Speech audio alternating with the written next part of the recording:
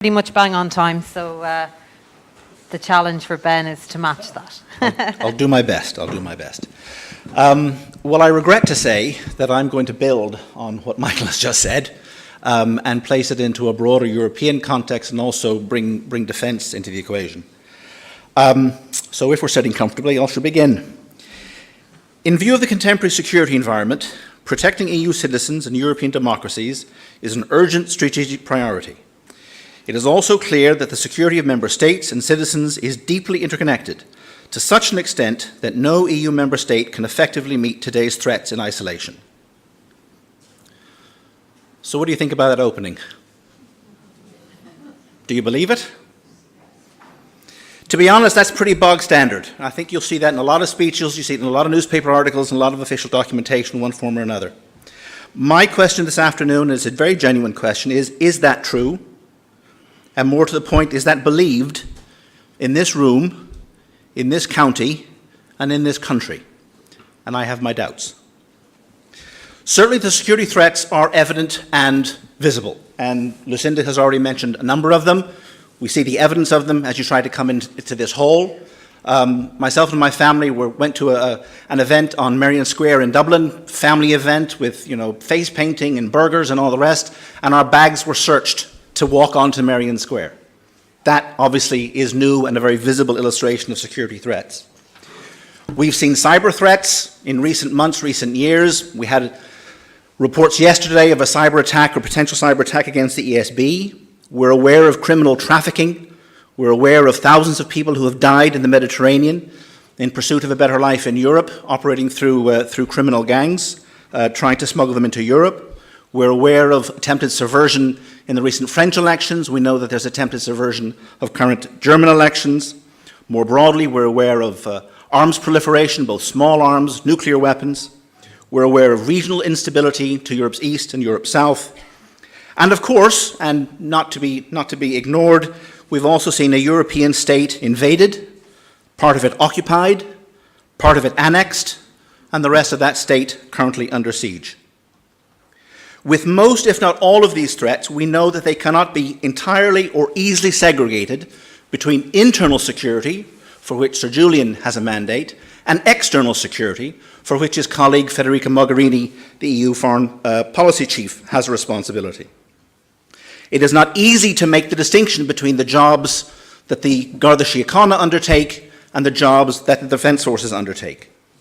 What we do know, however, is that security is truly indivisible. It starts overseas, but it lives at home, at our front door. And Europe's security has deteriorated profoundly in the last number of years, and it's getting worse. And on top of that, to my mind, Europe's capacity to meet these challenges has been undermined from within. Brexit inevitably entails a substantial loss of UK capacity and contribution to shared EU security operations. The rise of illiberal regimes in Poland and in Hungary undermines European values, undermines European credibility, and undermines European solidarity. Moreover, the strength of political extremism elsewhere in Europe poisons our politics in responding to humanitarian and security crises. But in the face of this, the European Union does offer a democratic framework to deal with these shared threats.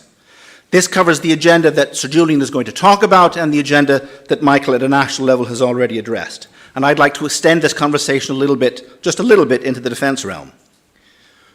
Within defence, a lot has been happening. Indeed, Federica Mogherini has said that there's been more progress in the last year on European defence than there has been in the last 10. Over this last year, indeed kicking off with the Brexit vote, developments in the defence field have accelerated almost exponentially. The level of ambition has been significantly raised. Member states are agreeing on new structures, new defence instruments, and critically, and you can always tell when something's important because there's money involved, there's money on the table now for defence at EU level that has never been before. 500 million annually for joint defence projects at the European level.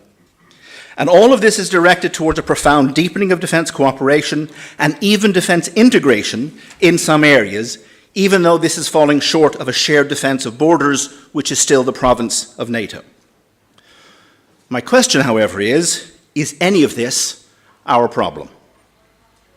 Ireland's commitment to European security and defence, I think, can best be described as compromised and tentative. I don't even know sometimes that we take security all that seriously, especially in terms of money. Rhetoric on security comes easily. Resources, not so much. Just ask some of the non-commissioned officers and privates in our own defence forces about resources that we provide to them to do their jobs. I think we can best apply Winston Churchill to this debate.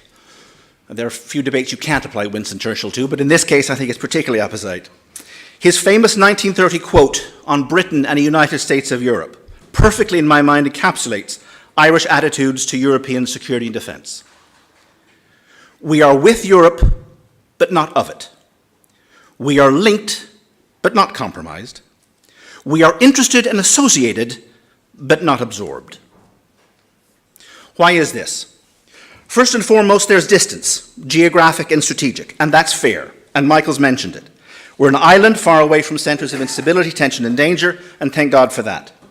I always like to point out to my own overseas graduate students, Ireland suffered for 800 years by virtue of its geography, and we've only benefited from that geography for about the last 70. So give us a break on any moral outrage with respect to neutrality and all things associated there too. So we're entitled to be grateful for this strategic irrelevance, but should we be quite so smug about it? And I use that word deliberately, smug.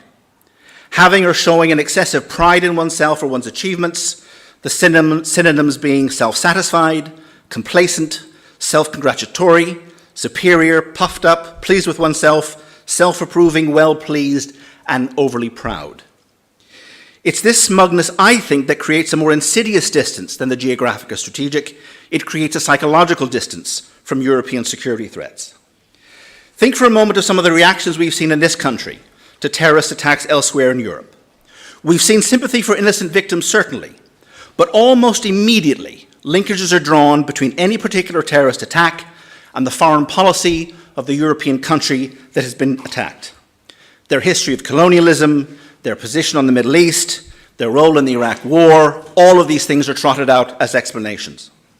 It's almost as if the victims had been caught in some understandable crossfire between terrorists and European governments. The corollary of this argument, perhaps the less ugly face of this argument, is one that insists that because Ireland is not a member of NATO, because Ireland is critical of Israel, because we're small and or just because we're good, the prospects of attack are limited. Sure, why would they? It's as if we weren't a global centre for social media and data storage, as if we didn't rely on critical IT and energy infrastructures, as if we didn't host the headquarters of some of the highest profile global multinational companies, as if we hadn't already sent Irish jihadis overseas, as if we didn't have a hugely important tourist industry, as if we didn't rely on access to global markets, as if we haven't been warned by Islamic leaders of radicalization efforts in this country, as if we didn't value the integrity of our democracy, as if we didn't value the freedom of our teenagers to go to a concert without fear. But the further development of this very same argument is that we need to keep our heads down. We shouldn't work with European and other partners in terms of security or defence because this will draw attention to us, might even make us a target. I think it's this distance, geographic, strategic and psychological, that generates negative Irish attitudes towards European security and defence, never mind the domestic that Michael referred to. Security and defence cooperation in our political conversation is seen as a cost, even a penalty of EU membership.